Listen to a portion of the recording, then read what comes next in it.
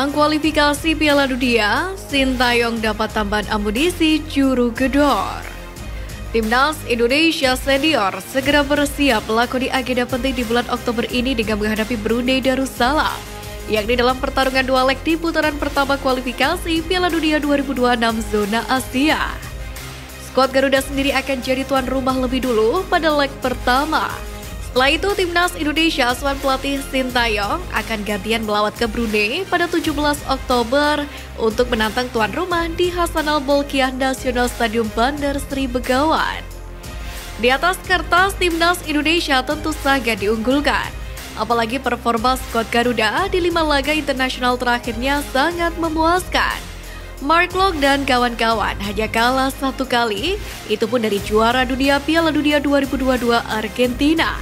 Sedangkan sisanya Timnas Indonesia meraih 2 kali imbang dan 2 kemenangan. Skuad Garuda menang atas Burundi dan Turkmenistan, serta imbang melawan Burundi dan Palestina. Tentu ini menjadi modal yang sangat berharga untuk menatap langkah pertama di kualifikasi Piala Dunia 2026. Sementara itu, jelang pertandingan ini, pelatih Timnas Indonesia Sintayong dipastikan tidak akan memanggil wajah-wajah baru untuk mengisi skuad Garuda.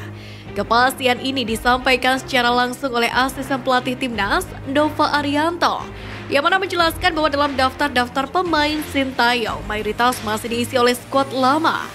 Meski begitu, Nova tidak menyebutkan nama-nama pemain yang dipanggil juru taktik asal Korea Selatan ini.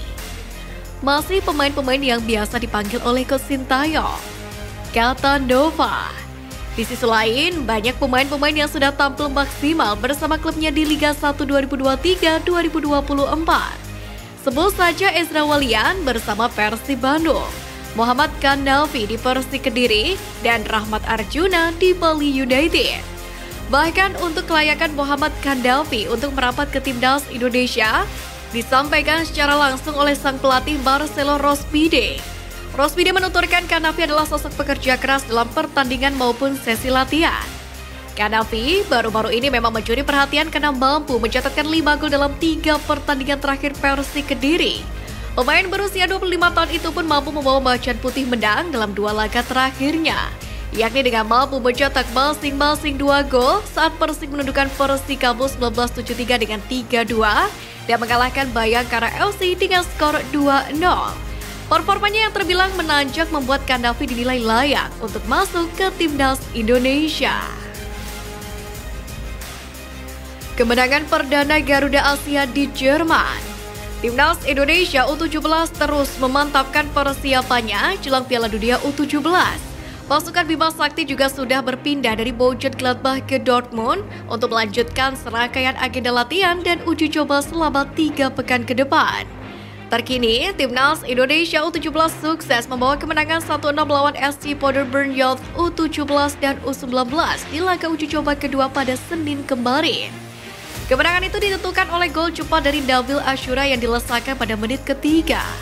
Nabil mencetak gol dengan tendangan jarak jauhnya. Selain itu, pemain kelahiran Payakumbuh itu juga hampir menggandakan keunggulan Indonesia di menit ke-28. Namun sayang, tendangan bebasnya masih tipis di atas gawang lawan. Akhirnya gol semata wayang Nabil Ashura bertahan hingga laga usai. Tentu kemenangan ini sedikit melegakan bagi skuad Garuda Asia. Pasalnya ini menjadi kemenangan perdana Timnas U17 Indonesia selama TC di Jerman. Selain itu, kemenangan ini pun juga menjadi yang pertama setelah kalah dalam 4 pertemuan terakhir. Menanggapi progres cemerlang ini, pelatih Timnas U17 Bima Sakti menyatakan masih banyak evaluasi yang harus dibenahi oleh tim. Masih banyak evaluasi yang harus diperbaiki, seperti komunikasi, chemistry belum padu, dari belakang juga masih kurang, tegas Bima Sakti. Senada dengan sang pelatih, Nabil Ashura pun yang mencetak gol mengaku belum puas dengan kemenangan yang diraih. Pasalnya, ada beberapa masalah yang disorot dari kemenangan Timnas U17 Indonesia melawan SC Paderborn Youth U17. 2 masalah yang disorot oleh Nabil Ashura adalah komunikasi dan chemistry antar pemain belum padu.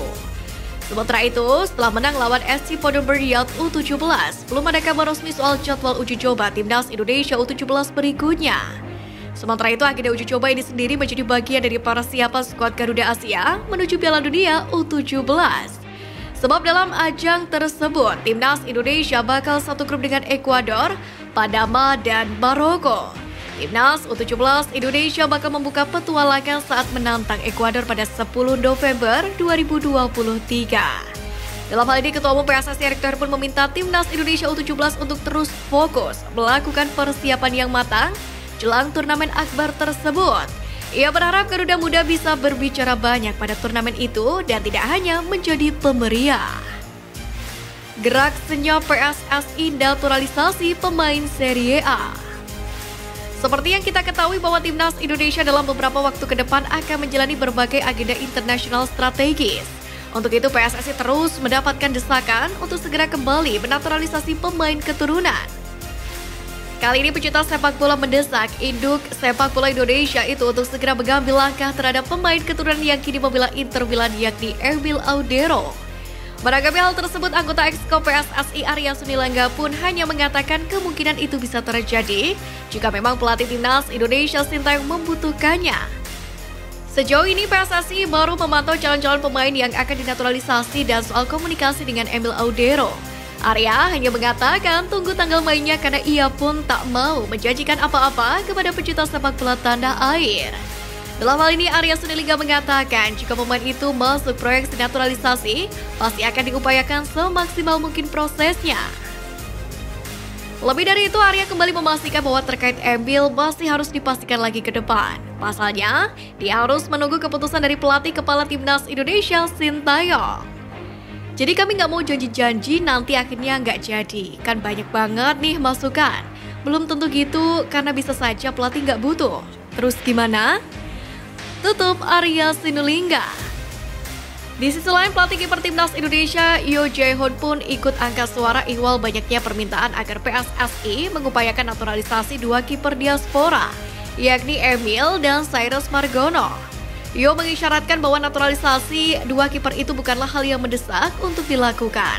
Pasalnya seperti yang ia katakan, kualitas penjaga gawang lokal yang ada saat ini pun sudah cukup. Sebab pelatih kiper Timnas Indonesia ini menyebut sejatinya tak ada masalah dengan talenta-talenta kiper lokal. Sampai saat ini nggak ada masalah. Menurut saya cukup kiper di timnas ini. Cukup oke. Ada Nadeo, Syahrul, Riyandi, Adi, dan Hernando. Ucap Yo. Sementara itu, Yo menyebut ada kriteria khusus dari Sintayong soal sosok yang akan menjadi benteng terakhir Timnas Indonesia. Menurutnya, kiper skuad Garuda harus memiliki postur yang tinggi. Selain itu, menurut Yo juga ada lagi kriteria yang diterapkan oleh Sintayong bagi sosok penjaga gawang Timnas Indonesia. Menurut ex-kiper Persipura Jayapura itu, kiper skuad Garuda wajib bisa bermain dengan kakinya. Sebab Sintayong seringkali menggunakan skema build up bukan long ball.